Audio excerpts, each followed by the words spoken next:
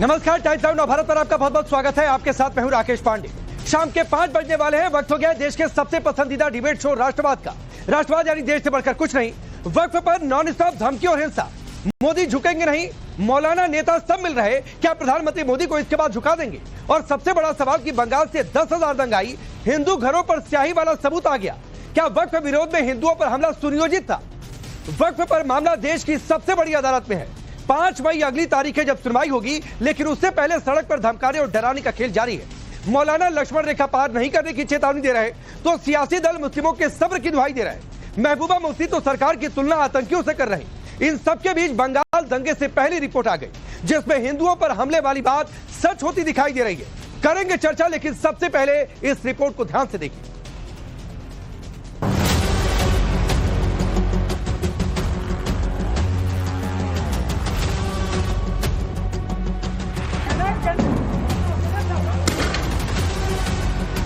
मुसलमान सब्र कर रहा, कब्र में नहीं है, ये आप जान लीजिए। मारकाट होगा, फिर देश बर्बाद। लक्ष्मण रेखा से बाहर न जाए, वरना देश का बहुत ज्यादा नुकसान हो जाएगा। आप हिंदुस्तान के मुसलमानों के साथ वो सलूक मत करो जो कश्मीरी पंडितों के साथ यहाँ मिलटंटों ने किया है। ये रातों रात नहीं आया है जी। लगातार 5 साल तक हर बारीक चीज को कोशिश की है सब। वक्फ पर भड़काऊ बयान, मारकाट और लक्ष्मण रेखा पार नहीं करने की चेतावनी, सियासत के लिए मोदी सरकार की आतंकियों से तुलना और बंगाल में हिंसा पर एंटी हिंदू साजिश पर बड़ा खुलासा। और इन सबके बीच पीएम मोदी की प्रतिज्ञा की नए वक्फ कानून पर वो किसी हाल में झुकने वाले नहीं। कल पीएम मोदी दिल्ली में दाऊदी बोहरा समुदाय से मिले और इस मुलाकात में पीएम ने दो टूक कह दिया कि नया वक्फ कानून रातों रात नहीं बना, 2019 से इसकी तैयारी चल रही थी। मेरे पास ये कानून तो बाद में बना। पहले राउंड में जब मेरे पास रिपोर्टिंग आया, जब मैं यहाँ 19 में जीत करके आया, तब मेरे पास आया 1700 से ज्यादा मुस्लिम समाज की शिकायतें थी कि भाई हमें न्याय दो, वक़्फ़ वालों ने हमारे साथ ये किया है। उसमें ज्यादातर बहनें बेटियां थी। तब जाकर के मैंने कहा भाई रियलिटी क्या है खोजो। तो ये रातों रात नहीं आया है जी। लगातार 5 साल तक हर बारीक चीज को कोशिश की है सब। पीएम से इस मुलाकात में दाऊदी बोहरा समुदाय ने भले ही नए वक्फ कानून और उनकी मांग माने जाने के लिए उनका धन्यवाद दिया, भले ही पीएम मोदी कह रहे हो 5 साल तक लगातार मुस्लिम समुदाय से बात करने के बाद वक्फ कानून में संशोधन हुआ, लेकिन भड़काऊ सियासत करने वाले नेता और मौलाना बाज आने का नाम नहीं ले रहे। झारखंड सरकार में मंत्री हफीजुल हसन मुस्लिमों के सब्र टूटने पर मारकाट वाली धमकी दे रहे, तो दूसरी ओर मुस्लिम लीग के मौलाना कौसर हयात खान हुकूमत को लक्ष्मण रेखा पार नहीं करने की चेतावनी दे रहे। मुसलमान सब्र कर रहा, कब्र में नहीं है, ये आप जान लीजिए। आप डिस्टर्ब करना चाहिए, फिर ही रोड में आएगा, मारकाट होगा, फिर देश बर्बाद। मैं हुकूमत को चेतावनी देना चाहता हूँ कि अपनी लक्ष्मण रेखा से बाहर ना जाए। वो दूसरों को लक्ष्मण रेखा ना बताएं, बल्कि हुकूमत खुद अपनी लक्ष्मण रेखा बताए कि क्या है और क्या उसकी लक्ष्मण रेखा है, उसे समझने की कोशिश करे और उस लक्ष्मण रेखा से बाहर न जाए, वरना देश का बहुत ज्यादा नुकसान हो जाएगा। मौलाना कौसर हयात यही नहीं रुके, वो खुलेआम धमका रहे अगर सुप्रीम कोर्ट से उन्हें राहत नहीं मिलती है तो देश का 25-30 करोड़ मुसलमान सड़क पर आ जाएगा। इस तरह की बहस सुप्रीम कोर्ट में चल रही है, कोई ना कोई हमें रिलीफ उसमें मिलेगी, लेकिन अगर वहां से कोई रिलीफ नहीं मिलती है तो अगला कदम जो भी होगा मशवरे के बाद बाकायदा ऐलानिया जाहिर किया जाएगा। तो खुफिया प्रोग्राम तो हमारा है नहीं, हम तो ऐलानिया जो भी करेंगे वो सब ऐलान करके करेंगे और उसकी जिम्मेदार भाजपा सरकार होगी कि जिस तरह से वो पूरा अभियान एक मुसलमानों के खिलाफ चला रहे हैं, तो ये 25-30 करोड़ मुसलमान खामोश नहीं बैठेगा, जरूर करवट लेगा। वक्फ कानून का मामला देश की सबसे बड़ी अदालत में है। 7 दिनों के भीतर केंद्र को अपना जवाब दाखिल करना है। 5 मई को अगली सुनवाई है। सवाल है कि भड़काऊ बयान देकर मौलाना क्या कोर्ट पर दबाव बना रहे या धमका रहे। सिर्फ मौलाना ही धमकी नहीं दे रहे, मोदी विरोध में विरोधी नेता मुस्लिमों के सेंटीमेंट को उकसाने का काम कर रहे। पीडीपी चीफ महबूबा मुफ्ती तो सरकार की तुलना आतंकियों से कर रही, तो वहीं आरजेडी के मनोज झा सरकार पर मुस्लिम कौम को हाशिए पर डालने का आरोप लगा रहे। हमें अभी तक अफसोस है, शर्मिंदगी है, मगर आपको मौका है, आप हिंदुस्तान के मुसलमानों के साथ वो सलूक मत करो जो कश्मीरी पंडितों के साथ यहाँ मिलिटेंटों ने किया है। बहुमत का मतलब बुलडोज करना नहीं होता है। सरकारों को बहुमत मिलता है देश को समन्वय के साथ चलाने के लिए, संयोजन के साथ चलाने के लिए, सहकारिता के साथ चलाने के लिए। ये नहीं कि एक कौम को आप हाशिए पे खड़ा करें। मुस्लिम वोटों की रेस में विपक्षी नेताओं के बयान समझ में आते हैं, लेकिन इस रेस की मजबूरी देखिए कि उन्हें वक्फ विरोध के नाम पर बंगाल की हिंदू टारगेटेड हिंसा नहीं दिखती। बंगाल के धुलियान से चौंकाने वाला खुलासा हुआ, खुलासा कि कैसे वक्फ विरोध के नाम पर हिंदुओं को टारगेट किया गया। हमारे सहयोगी अभिषेक धुलियान पहुंचे तो वहां कैमरे पर पूरी साजिश का खुलासा हुआ। धुलियान का ये घोष पाड़ा है, घोष मोहल्ला है। यहाँ पे अगर आप देखेंगे तो घर के बाहर जो है वो आपको ये इंक जैसे निशान नजर आएंगे। इधर भी देखिए, सामने देखिए, सामने भी आपको इंक नजर आएगा। दूसरी तरफ यहाँ भी जो है वो इंक डाला हुआ है। इस इंक के पीछे का राज क्या है, यहाँ पे देखिए इंक के निशान है। और अब घर के अंदर अगर आप आएंगे तो देखिए किस तरीके से, ये देखिए यहाँ पे इसको तोड़ दिया गया है। दुकान के अगर अंदर आप आएंगे तो ये देखिए, ये दुकान में कुछ नहीं बचा है। ये देखिए, ये पूरा लूटपाट कर लिया गया। यहाँ पे इंक क्यों डाला गया है, क्यों दिया है? ऐसे हो तो काटेगा हम लोग का, ऐसे खून लगाएगा, इसीलिए ये सब निशाना दिया है। सरकार को बोलते हैं ये तो काम दीजिए, काम नहीं देने से बातें क्यों नहीं। सोचिए कि बाकायदा पहले हिंदुओं के घरों की रेकी की गई, उन पर स्याही के निशान लगाए गए, फिर उन पर हमला, लूटपाट और आगजनी हुई। कलकत्ता हाईकोर्ट में सौंपी गई बंगाल पुलिस की रिपोर्ट भी कहती है हजारों लोगों की भीड़ इकट्ठा हुई, उनके हाथ में पत्थर, हसुआ, लोहे के रॉड थे। पुलिस अधिकारियों से पिस्टल छीनी गई, दंगाइयों ने जमकर उत्पात मचाया। लेकिन इन गवाहियों के बावजूद विपक्ष दीदी से गठबंधन धर्म निभाने में लगा है और मौलाना सड़क पर मुस्लिमों को उकसाने में। लेकिन इन सबसे अलग पीएम मोदी कमिटेड है कि वो वक्फ कानून पर पीछे नहीं हटेंगे, बल्कि बीजेपी तो 2 कदम आगे बढ़कर वक्फ सुधार पर जन जागरण अभियान चलाने जा रहे हैं। सही भी लोगों के बीच जाए और लोगों को जागरूक करने के लिए उनको सामग्री मिल सके, उनको ज्ञान मिल सके, इसके लिए एक कार्यशाला है। उसके बाद ये अभियान जिलों में और गांव देहात में हर जगह जाएगा। तो सवाल है कि 5 मई से वक्फ कानून पर सुप्रीम कोर्ट में क्या होगा।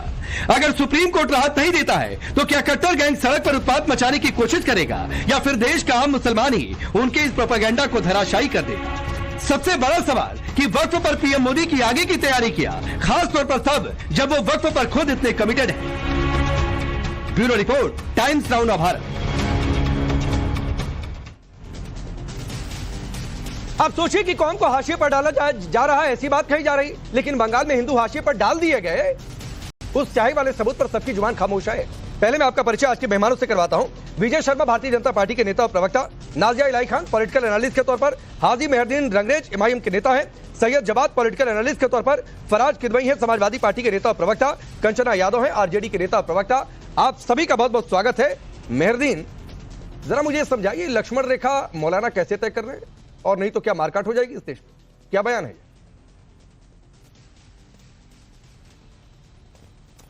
सरकार के जो नेता हैं और जो सरकार के बड़े बड़े पदाधिकारी हैं और ये कैबिनेट के मिनिस्टर हैं, उनकी भाषा क्या है? बंगाल में जो हिंसा हो रही है, वहाँ के जो प्रदेश अध्यक्ष हैं भाजपा के और जो मंत्री भी हैं कैबिनेट में, उनकी क्या भाषा है कि हम बिहार से हिंदुओं को ला के पूरा मुर्शिदाबाद के सब मुसलमानों को मार देंगे, काट देंगे। उन पर तो एक बार भी आप जबान नहीं खोलते, उनके बयानबाजी तो आप बिल्कुल नहीं दिखाते।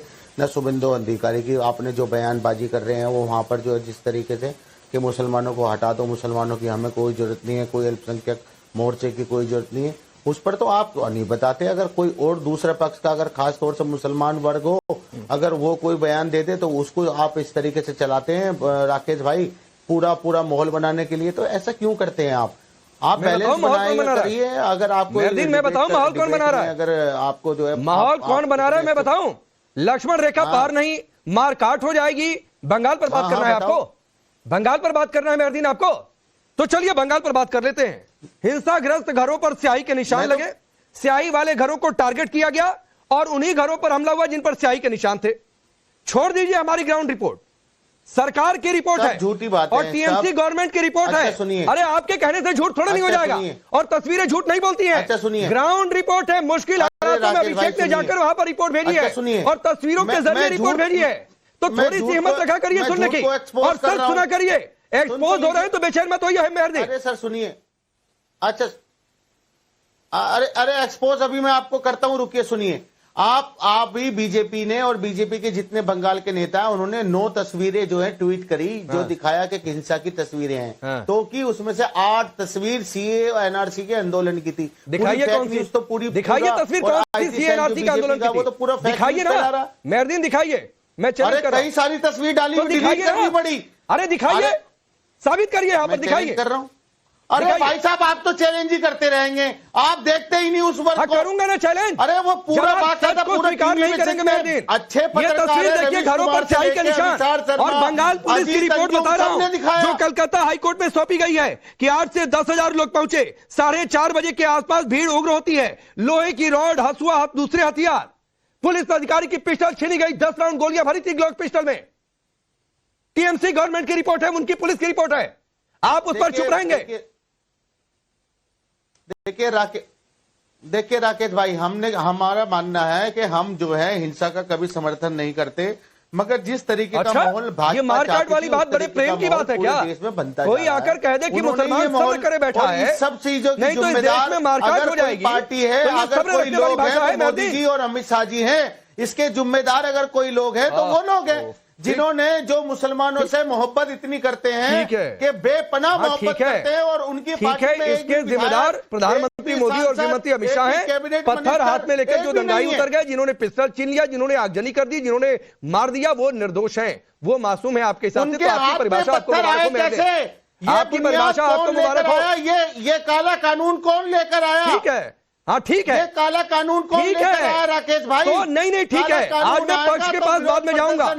आज जो विरोध में बैठे हुए हैं यहाँ पर लोग, उनके पास सबसे पहले अब फराज किदवई साहब, तो सारा दोष प्रधानमंत्री मोदी का है, सारा दोष गृहमंत्री अमित शाह का है, दोष उन दंगाइयों का, उन पत्थरबाजों का नहीं है। और फिर बंगाल पुलिस की रिपोर्ट भी तो यही कर रही है कि दंगाई कसूरवार है।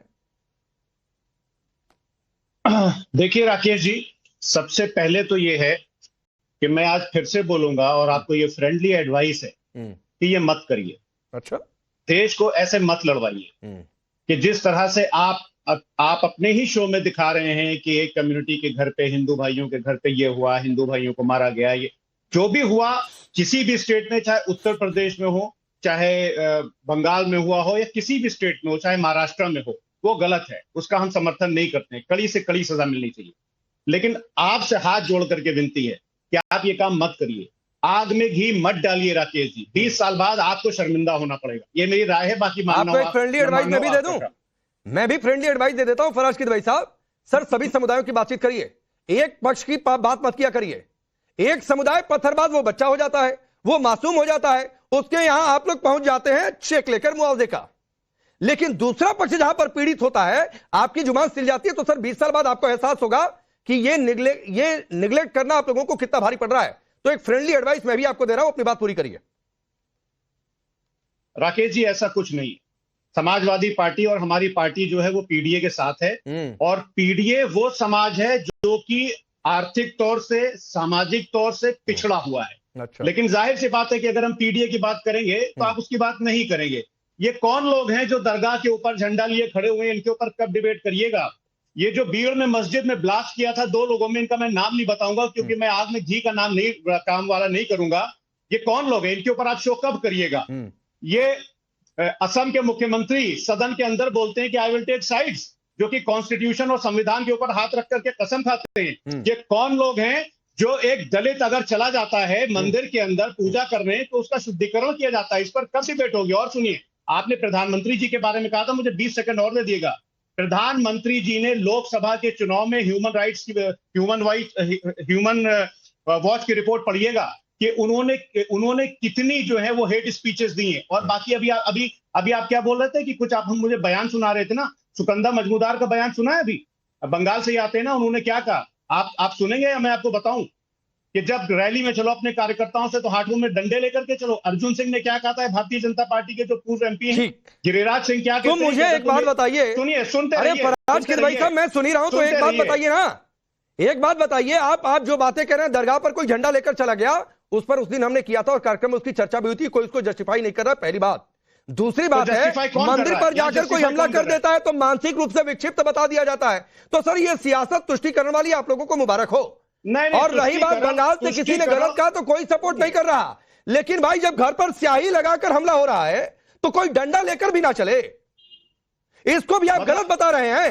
विजय शर्मा एक रिप्लाई करिए, फिर मैं कंचना जी, हाँ ठीक है, फिर मैं कंचना जी और नाजिया आपके पास आ रहा हूं। विजय शर्मा। राकेश जी देखिए कितनी बेशर्मी की बातें हैं, वहां पिता पुत्र को काटा जा रहा है, दशकों पुराने शिव मंदिरों को तोड़ा जा रहा है, वहां पे तोड़फोड़ की जा रही है। 150 परिवार जिसमें 450 के करीब सदस्य हैं, वो एक स्कूल में शरणार्थी बन के बैठे हुए हैं, जहां बच्चों को स्कूल जाना चाहिए था और वहां बांस लगा दिए गए। ममता दीदी मौलवियों के पास जाके शांति दूत बताती है, लेकिन उनसे मिलने का समय नहीं है ममता दीदी के पास। ये टीवी पे बैठ के कहते हैं कि हम हिंसा का समर्थन नहीं करते। अरे रामनवमी पे तुम प्रतिबंध लगा देते हो, राम नाम का मांस बांटते तो FIR दर्ज तुम कर देते हो। है ये कौन सी विचित्र भाई, कैसी तुष्टिकरण है ये? आप मुझे बताइए, जो वहां रोहिंग्या और बांग्लादेशी घुसते हैं उनको आधार कार्ड आप बांट देते हो, आप बाहर नहीं लगाने देते हो 450 किलोमीटर। हमारे होम मिनिस्टर साहब ने संसद में बोला है कि 450 किलोमीटर ऐसी सीमा है जिसपे हमने 10 रिमाइंडर भेजे हैं। चीफ सेक्रेटरी, होम सेक्रेटरी ने 7 बार वहां मीटिंग की है, आप लगाने नहीं दे रहे हो। और फिर आप यहाँ आके छाती पीटते हो कि भाई देखो हिंदू मुस्लिम की बातें मत करो। अरे चुन चुन के हिंदुओं को मारा गया है, चुन चुन के रात को नाम में बैठ के वहां से औरतों को अपनी इज्जत बचा के भागना पड़ा है। किस तरह से काट, वहां अंतिम संस्कार के लिए वहां एक बिरादरी के जो ब्राह्मण और जो अंतिम संस्कार करते हैं वो उपलब्ध नहीं हुए। वो परिवार कहता है वहां आके, और बेहया लोग यहाँ आके कहते हैं कि ये देखो किस तरह की बात है। अरे वक्त का मामला सुप्रीम कोर्ट में विचाराधीन है। आप नहीं ठीक है, सुप्रीम कोर्ट में विचाराधीन है, फिर भी भड़का जिसका मन कर रहा है वो कर रहा है। अब कंचना जी आपके पास आता हूं। आपकी पार्टी के नेता ने कहा कि सरकार के पास बहुमत है, इसका मतलब नहीं है कि एक कौम को हाशिए पर डाल दे। हुआ तो बंगाल में भी यही है, वहां भी बहुमत है लेकिन वहां भी एक कौम को हाशिए पर डाल दिया गया। लेकिन दिक्कत यह है कि वहां पर हिंदू कौम है, वो हाशिए पर डाली गई है, उसके खिलाफ हिंसा हुई है। वहां पर आप लोग गठबंधन धर्म निभा रहे हैं। देखिए बात गठबंधन धर्म की नहीं है राकेश जी, आप तो बात करेंगे नहीं कि सुप्रीम कोर्ट ने कैसे इन पर तमाचा मारा है। वो ठीक है, इन्होंने बेहया पता नहीं क्या क्या शब्द का इस्तेमाल किया, बढ़िया है आप करिए, लेकिन जो सच है वो सच है। आप अगर इतने ही मुस्लिमों के हितैषी हैं तो मुसलमान कौम आखिर में क्यों सड़क पर निकला हुआ है, क्यों प्रदर्शन कर रहा है? सारे मुसलमान खुश हैं तो इस देश के मुसलमान को प्रदर्शन करने की क्या जरूरत पड़ गई? और दिल्ली में और हर जगह तमाम जगहों पर आपको फोर्स लगाने की क्या जरूरत पड़ गई? क्योंकि मुसलमान कौम तो खुश था। अगर सुप्रीम कोर्ट ने जो टिप्पणियां की हैं ये तो सीधे इनके मुंह पर तमाचा है। अगर इतना ही अच्छा कानून था तो सीधे इनके मुंह पर तमाचा है भाई, उसको आप जस्टिफाई नहीं कर पा रहे हो। आपके अच्छे अच्छे वकील दलील नहीं दे पा रहे कोर्ट में कि आपका कानून कैसे अच्छा था। तो आप सीधे और सीधे से जो पश्चिम बंगाल में लेकर जा रहे राकेश जी ना, हकीकत यह है कि मोदी सरकार यही चाहती थी कि ये सिर्फ बंगाल में नहीं पूरे देश भर में हो इस तरह से हिंसा, ताकि ध्रुवीकरण हो। और जो दंगाई बार बार शब्द कह के आप एक कौम को लेबल करने की कोशिश कर रहे हैं, दंगाई कोई भी हो सकता है, दंगाई कोई भी हो सकता है। सही बात है, बिल्कुल सही बात है कंचना जी, दंगाई कोई भी हो सकता है, हिंदू मुसलमान में से कोई भी दंगाई हो सकता है। आपकी इस बात से मैं 100% सहमत हूं, आपकी इस बात से मैं 100% सहमत हूं। लेकिन एक आपको एडवाइस दे देता हूं, अपनी बात पूरी करिएगा। रुक जाइए विजय जी, रुक जाइए, रुकिए, अभी मैं कंचना जी से मैं बात कर रहा हूं। एक आपको एडवाइस दे देता हूं फराज किदवई साहब की तर्ज पर, और एडवाइस ये है कि अभी मत तय करिए कि तमाचा किसके लिए है, सरकार के लिए है कि विपक्ष के लिए, ये अभी तय मत करिए, क्योंकि अभी बहुत कुछ आना बाकी है सुप्रीम कोर्ट में। अभी 7 दिन का समय है, केंद्र को जवाब दाखिल करना है, ना तो कानून पर किसी तरीके की रोक है ना तो कुछ है। तो अभी दोनों पक्ष किसी को भी किसी के लिए तमाचा ना बताएं, ये एक फ्री एडवाइस है। मैं फिर अपना सवाल रोक है, भ्रमित मत करिए प्लीज। क्या वक्फ बाय यूजर पे स्टे है। हाँ, वक्फ बाय यूजर पर अभी प्रावधान लागू नहीं होंगे। वक्फ बाय यूजर के प्रावधान लागू नहीं होंगे, लेकिन पूरे कानून पर स्टे नहीं है, पूरे कानून पर स्टे नहीं है फराज किदवई साहब। नहीं है स्टे राकेश जी, मैं बता देता हूँ, सुन लीजिए, 2 मिनट का समय दीजिए मुझे, 30 सेकंड का समय दीजिए, मैं इनकी पोल खोल देता हूँ। कोई स्टे नहीं है, मैं सुप्रीम कोर्ट को बता देता। कितने और कितने चले गए पोल खोल? अरे फरोज जी ऐसी बातें मत कीजिए, ये समस्या भाषा यहाँ मत यूज कीजिए, आप दोनों तहजीब से बात कीजिए। अरे कौन सी भाषा यूज कर रहे हो आप? अरे गुंडई यहाँ मत चलाइए। सुप्रीम कोर्ट ने क्या कहा? माना आप गुंडों की पार्टी से यहाँ गुंडई मत करिए, झूठ मत बोलिए, तहजीब से बात कीजिए। मैं बताता हूँ आपको, सुप्रीम कोर्ट का कोई स्टे नहीं है। अरे तमाशा आपको लगा है, तमाशा आपको लगा है, मैं बता देता हूँ आपको, राकेश जी मौका दीजिए, मैं बताता हूँ आपको। आपको नहीं, रुक जाइए, मैं डिबेट को आगे बढ़ाना चाहता हूँ, स्टक नहीं करना चाहता हूँ। आप दोनों लोग रुकिए, मैं स्टेटस क्लियर कर देता हूँ। नहीं, मैं स्टेटस क्लियर करने के लिए बैठा हूँ। रुकिए, अभी कंचना जी का समय था। नहीं, रुक जाइए प्लीज, 10 सेकंड में मैं स्टेटस क्लियर कर देता हूं। कानून पर कोई स्टे नहीं है, केंद्र को 7 दिन के भीतर जवाब देना है। वक्फ संपत्तियों की स्थिति फिलहाल नहीं बदलेगी, फिलहाल वक्फ बोर्ड में कोई नई नियुक्ति नहीं है, वक्फ बाय यूजर के प्रावधान अभी नहीं बदलेंगे, ये स्टेटस है। तो अभी रुक जाइए, हाँ, कानून पर भी किसी तरीके का स्टे नहीं है। आप जाकर आदेश पढ़िए फराज भाई साहब, कहीं आदेश में नहीं लिखा है, केंद्र के स्टेटमेंट को ऑन रिकॉर्ड लिया गया है, कहीं नहीं लिखा गया है कि वक्फ कानून पर संशोधन पर स्टे लग गया है। तो रुक जाइए, अभी रुक जाइए, आदेश पढ़ लीजिए, रुक जाइए प्लीज, दोनों लोग शांत रहेंगे। कंचना प्लीज, जिसका समय वो बोले, मैंने स्टेटस क्लियर कर दिया। अब आप अपने हिसाब से अपने मतलब की बात खोजकर संतोष हो जाइए या खुश हो लीजिए। कंचना जी, मैं फिर सवाल दोहरा रहा हूं और मुझे मेरे सवाल का जवाब चाहिए। क्या बंगाल में हिंदू कौम हाशिए पर गई या नहीं गई? क्या उनको टारगेट किया गया कि नहीं किया गया? क्या उनके खिलाफ टारगेटेड हिंसा हुई कि नहीं हुई? इस देश में सारी कौम ना वो हाशिए पर ही गई हुई है, because of Bharatiya Janata party जो सामाजिक ध्रुवीकरण करने की कोशिश की है ना, उनकी कभी मंशा थी ही नहीं कि वक्फ बोर्ड में सुधार हो। उनकी सिर्फ मंशा थी कि दंगा हो, और उनको मजा आ रहा है, भड़काऊ बयान दे रहे हैं। और सिर्फ एक राज्य में नहीं, अभी तो बिहार में चुनाव आने वाले हैं, कितने न जाने दंगा कराएंगे ये लोग, सिर्फ और सिर्फ बिहार में ध्रुवीकरण करने के लिए, सिर्फ मुद्दे को, इशू को बदलने के लिए। तो ये आप रिश्ते तो लगाए हैं ना कि प्रॉपर्टी वक्फ बाय यूजर और तमाम कल जो है कि क्या आप हिंदू टेम्पल में, हिंदू ट्रस्ट में मुसलमानों को डाल सकते हैं क्या? इसका कोई जवाब था क्या भारतीय जनता पार्टी के पास? तमाम वकील थे भारतीय जनता पार्टी की तरफ से, क्या कोई एक भी दलील दे पाए हैं जिससे कि जो चीफ जस्टिस ऑफ इंडिया खुश हो या संतुष्ट हो? आखिर में किसने टाइम मांगा? 7 दिन का टाइम या 15 दिन का टाइम किसने मांगा? भारतीय जनता पार्टी ने मांगा, भारतीय जनता पार्टी के वकीलों ने मांगा। आप कानून इतना ही रिसर्च करके बनाए थे तो आपको अगर टाइम की जरूरत क्यों पड़ गई? आप पहले ही आर्गुमेंट में बोलते, आप पहले आर्गुमेंट में डिफेंड करते, आप कानून को डिफेंड करते, आप नहीं कर पाए क्योंकि आपके पास कुछ नहीं था। आपकी जो मंशा थी वो यह थी कि कैसे सामाजिक ध्रुवीकरण किया जाए। मुसलमानों का पहले ही आपने फेलोशिप, मौलाना आजाद फेलोशिप छोड़ लिया है, बुलडोजर घर पर चलवाते हैं, और कैसे उनके प्रॉपर्टीज पर नजर आपकी पड़ी हुई है, ये सिर्फ मंशा थी, उस पर चोट लगा है। हिंदुओं पर नहीं बोल पा रही हैं आप, हिंदुओं पर नहीं बोल पा रही। और आपको ये बता दूं, केंद्र सरकार की ओर से खुद ही सॉलिसिटर जनरल ने कहा कि अभी हम कोई स्टेटस चेंज नहीं करने जा रहे हैं।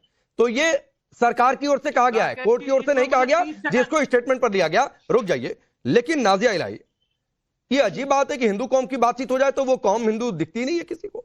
कंचना जी एक बार को नहीं बोलने आई कि हाँ हिंदू कौम जो है बंगाल में खतरे में आ गई, हाँ टारगेटेड हिंसा हो गई है, वहां पर एकदम खामोशी। और बंगाल में हिंसा, अब बिहार में चुनाव है, दोनों को जोड़ भी दे रही है। हिंदू खतरे में बहुत पहले से दिखता है। नहीं, मैं तो बंगाल की बात कर रहा हूँ। बंगाल में भी मुर्शिदाबाद में क्या हिंदुओं को टारगेट किया गया कि नहीं? मेजॉरिटी हिंदू है इस देश में, लेकिन हिंदू खतरे में। कंचना जी मैं आपसे सीधे सवाल करता हूँ, क्या बंगाल में मुर्शिदाबाद में हिंदू टारगेट किए गए नहीं? अंतर है क्या बंगाल में मुर्शिदाबाद में हिंदू टारगेट किए गए कि नहीं किए गए? पहले से पूरे देश भर में हिंदू खतरे में था। हिंदू टारगेट किए गए कि नहीं? मैं पूरे देश की बात नहीं कर रहा हूं, लेकिन मुर्शिदाबाद में जो रिपोर्ट आई है, जो सरकार भी मान रही है, वहां पर हिंदू टारगेट किए गए कि नहीं किए गए? हिंदू खतरे में, लेकिन अब वेस्ट बंगाल में हिंदू खतरे में, भारत से सिमट के वेस्ट बंगाल तक। ठीक है नाजिया। राकेश जी, वंदे मातरम, भारत माता की जय। मैं अभी पश्चिम बंगाल में ही बैठी हुई हूँ और पिछले 5 दिन से पश्चिम बंगाल में हूँ और मैंने दौरा किया है मालदा, मुर्शिदाबाद, बनगांव और मिदनापुर का। जिस हिसाब से हिंदू डरे हुए हैं, जय श्री राम का नारा लेने से पहले कतरा रहे हैं।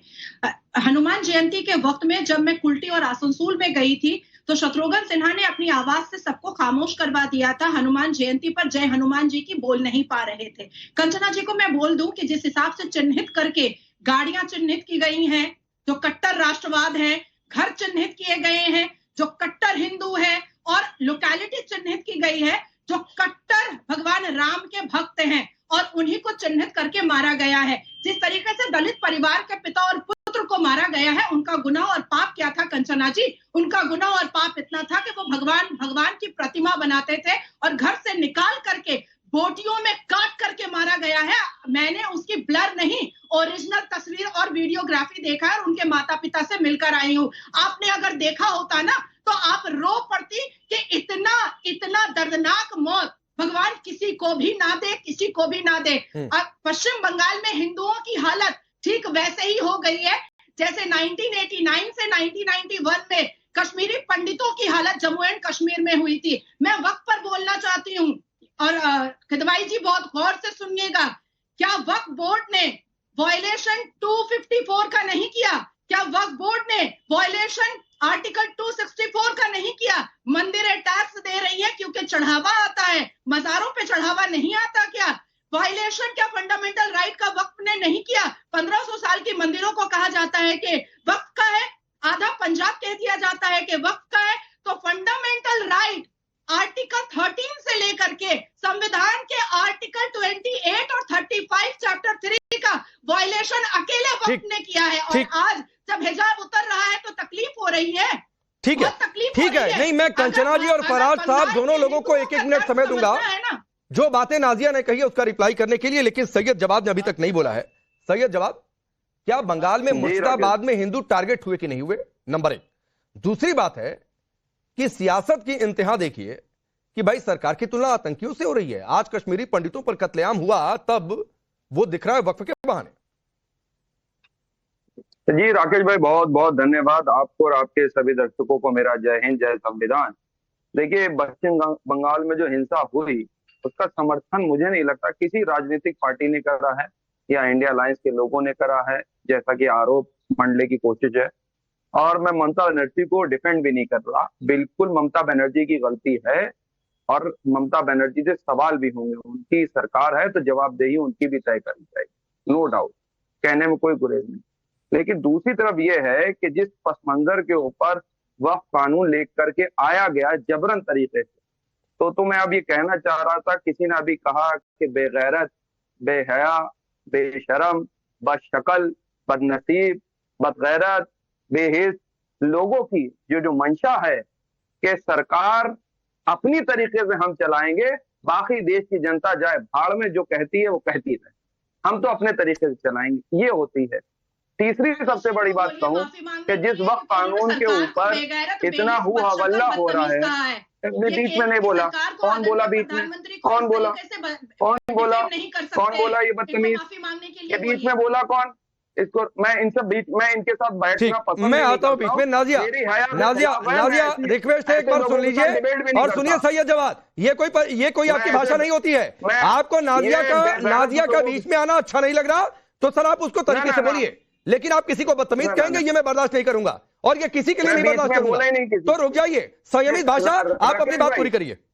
नहीं, मैं अपनी पूरी बात कर लूं फिर उसके बाद बात करता हूँ। तीसरी सबसे बड़ी चीज, सुप्रीम कोर्ट के अंदर अभी कंचना जिस बात को कह रही थी, इतनी तैयारी गृह मंत्री जी ने, सरकार ने सब करी, लेकिन सुप्रीम कोर्ट के अंदर वक्त किस चीज का चाहिए था? आप तो पूरी तैयारी से लेकर के आए थे ना बिल, जेपीसी भी बनाई हुई, कोर्ट के अंदर खड़े होते थे, सर 1 दिन का वक्त दे दीजिए, 2 दिन का दे। और ये पहली नजीर नहीं है। जब याद है आपको, चंदा चोरों ने बनाया था कानून कि हम जो है अपना इलेक्ट्रोल बॉन्ड का लेकर आएंगे, तब भी यही तमाशे कर रहे थे, एसबीआई से मांग रहे थे कि रिपोर्ट दे दो, तब भी कुछ लोग आकर के कोर्ट में खड़े होकर कह रहे थे हमको टाइम दे दो, लेकिन सुप्रीम कोर्ट ने क्या कहा? असंवैधानिक है। और सुनिए, अभी जिस तरीके से राज्यपाल बिलों के ऊपर बैठ गए, पास नहीं होने दे रहे, सुप्रीम कोर्ट ने कहा असंवैधानिक तरीका। हाँ तो भाई ये कोर्ट को तय करने दीजिए ना सैयद जवाद, कि असंवैधानिक है कि संवैधानिक है। जो कोर्ट कहेगा वो मानेंगे। सड़क पर उतर के धमकी नहीं देंगे कि मारकाट हो जाएगी। सब्र मुसलमान रखकर बैठा है, ये बयान नहीं देंगे। और मैं यहां से कह रहा हूं कि जो सुप्रीम कोर्ट कह दिया कि असंवैधानिक है तो असंवैधानिक है, लेकिन ये सुप्रीम कोर्ट को तय करने दीजिए। ये काम अपने हाथों में मत लीजिए और उस एक स्टेटमेंट के बारे बाकी सारी चीजों में मत बात घुसाइए। तो रुकिए, चलिए अब कंचना जी। धमकी जो है वो धनखड़ साहब दे रहे, 10 सेकंड और दे दीजिए। चलिए ले लीजिए, 10 सेकंड ले लीजिए। वो कोर्ट को धनखड़ साहब दे रहे हैं, हम नहीं दे रहे। हम तो न्याय का सम्मान करते हैं, सर्वोच्च न्यायालय का सम्मान कर रहे हैं। लेकिन ठीक है सर, ठीक है नहीं ठीक है सर, सम्मान दिख रहा है कि अपने हिसाब से 1 लाइन ले लिया, अपने हिसाब से 2 लाइन छोड़ दिया। रुक जाइए, मुझे 1-1 मिनट पहले कंचना जी और फराज किदवई को देना है जो बातें कही, लेकिन उसके साथ ही अरे रुकिए भाई प्लीज। राकेश पांडे को नींद नहीं आ कल रात, ये सूत्रों से पता चल रहा है। सुप्रीम कोर्ट के बोलने को सूत्रों ने बताया कि राकेश पांडे को भी रात में नींद नहीं। क्या ये बात सच है राकेश जी? अरे चलिए ना, ये सड़क की भाषा अपने पास रखिए ना। पर सैयद जवाद, सड़क की भाषा अपने पास रखिए। राकेश पांडे को क्या पता है नहीं पता है, ये सैयद जवाद को कैसे पता चलेगा? और सैयद जवाद इतने अंतर्यामी है तो कहीं बैठ जाइए, लोग आएंगे अपना भविष्य जानने के लिए, तो रुक जाइए। सही है जवाब, होल्ड करिए। कंचना यादव प्लीज, बीच में नहीं। कंचना यादव, मैं आपको 1 मिनट पहले देता हूं कि बंगाल में हिंदुओं की जो हालत हुई, क्या उस पर आप बोल पाएंगे? मुर्शिदाबाद में देखिए, पहली बात राकेश जी, क्या आप बोल पाएंगी? आप होंगे हो सके आप नहीं बोल पाए, आप होंगे हो सके आप एक ही कौम को आप टारगेट करते रहे, उनके खिलाफ इर्द गिर्द चलाते रहे। लेकिन राकेश जी, मैं एक बात पॉइंट करना चाहती हूँ। ऐसे ही आया था कृषि कानून बिल, 700 से ज्यादा किसान मारे गए। मोदी जी ने बोला मरे तो मरे, मोदी जी ने बोला था ना मरे तो मरे। वक्फ बिल कौन लेकर आया? मोदी सरकार लेकर आई। अब उसमें हिंसा हो रही है तो आप दंगाई सिर्फ एक कौम को लेबल कर रहे हो, मरे तो मरे लोग। अगर इसके लिए बिल की वजह से, कानून की वजह से, काले कानून की वजह से अगर कोई भी हत्या दंगा में होती है तो वो सिर्फ और सिर्फ उसके लिए जिम्मेदार है भारतीय जनता पार्टी। भारतीय जनता पार्टी ऐसे बिल क्यों लाती है जिसमें दंगा हो? भारतीय जनता पार्टी ऐसे बिल क्यों लाती है जिसमें लोग सुसाइड कर ले, किसान मर जाए? तो आप इसका आरोप, अच्छा, मतलब भारतीय जनता पार्टी की गलती है कि दंगा वाला कानून लेकर आ गया। कानून की परिभाषा आपने तय कर दी, दंगा वाला कानून। अजीब डेफिनेशन है कंचना यादव आपकी। आपको हिंदुओं पर बोलने के लिए मैंने समय दिया, 53 सेकंड हो गया। आपकी हिम्मत ये नहीं हो पाई, पॉलिटिकल आप इतनी करेज नहीं जुटा पाई कि मुर्शिदाबाद में हिंदुओं को टारगेट किया गया, आप उन पर बोल पाए। सुनिए, मैं ना आपके चैनल पे आके चिल्लाना पड़ता है, लेकिन आपकी हिम्मत नहीं है कि आप ये कह दो कि वक्फ बिल में क्या क्या कमियां थी। कोर्ट तय करेगा, कोर्ट तय करेगा और देश की संसद से तय होगा, और जो इन दोनों जगहों से तय हो जाएगा देश उसको लेकर आगे बढ़ेगा। ये बात जान लीजिए कंचना जी, कोर्ट ने तय कर दिया कि 10 प्रावधान असंवैधानिक है, मान लिए जाएंगे। तो आप दंगा पे और आप सुप्रीम कोर्ट पर बात करिए, आप काले कानूनों पर बात करिए, जिसकी वजह से लोगों को अपनी जाने क्यों दंगों पर बात नहीं करेंगी कंचना जी? क्यों दंगों पर बात नहीं करेंगी? क्यों मुर्शिदाबाद में हिंदू मार दिए गए उन पर बात आप नहीं करना चाहती है? यही समस्या है आपकी। आप होंगे पिक चूज करने वाले, आप होंगे कुछ स्टेटमेंट। अरे पिक चूज आप कर रही हैं, मैं कहां से पिक चूज कर रहा हूं? हम सब पर बात करते हैं, हम सारी कौम की बात करते हैं, हम पूरे समाज और देश की बात करते हैं। आप लोग होंगे जो दंगा भड़काने का काम करते होंगे अपनी स्टूडियो में बैठकर आके जी। अच्छा, मतलब मुर्शिदाबाद के जो पिक एंड चूज करते होंगे स्टेटमेंट्स का, मतलब मुर्शिदाबाद के हिंदुओं की बातचीत मैंने कर ली, मतलब मुर्शिदाबाद के हिंदुओं की बातचीत कर ली। बंगाल सरकार की पुलिस की रिपोर्ट का मैंने जिक्र कर दिया जो कलकत्ता हाईकोर्ट में दी गई है, जिसमें यह स्वीकार किया गया है कि कैसे हिंसा फैली है, किनको टारगेट किया गया। उसके बावजूद आप मानने को तैयार नहीं है कि हिंदू टारगेट किए गए, और आप मुझे कह रही है पिक एंड चूज किया। चलिए खैर, ठीक, जहाँ चुनाव आएगा आप वहाँ के हिंदुओं को। तो बंगाल में चुनाव अभी थोड़े नहीं है, बंगाल में अगले साल चुनाव है। रुकिए, चलिए फराज किदवई, ठीक है फराज किदवई साहब बोलिए जो बातें नादिया ने कही थी।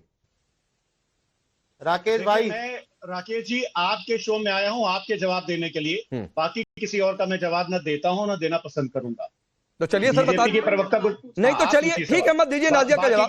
बाकी किसी भाड़े के राजनीतिक विश्लेषक का जवाब मुझे नहीं सर प्लीज नहीं, ये सब भाषा थोड़ी नहीं ठीक लगती है फिर तो। अरे सैयद जवाद मत हंसिए इतने, आप भी पॉलिटिकल एनालिस्ट के तौर पर ही बैठे हैं, तो दूसरा पक्ष आपको भी भाड़े का ही राजनीतिक विश्लेषक कह देगा, तो कम से कम आप तो बिल्कुल मत हंसिए। आप बिल्कुल मत हंसिए, तो रुक जाइए। हाँ तो रुक जाइए ना, रुक जाइए, आप तो बिल्कुल मत हंसिए ना। चलिए नहीं रुक जाइए प्लीज प्लीज। ये समय फराज किदवई का है। फराज किदवई, बीच में नहीं आऊंगा, लेकिन मुर्शिदाबाद में हिंदू टारगेट हुए कि नहीं? हाँ मैं बता, देखिए 3 चीजें हैं। सबसे पहले तो ममता बनर्जी की बात कर लेते हैं। ममता बनर्जी इस देश की most efficient, most effective and best administrative chief minister.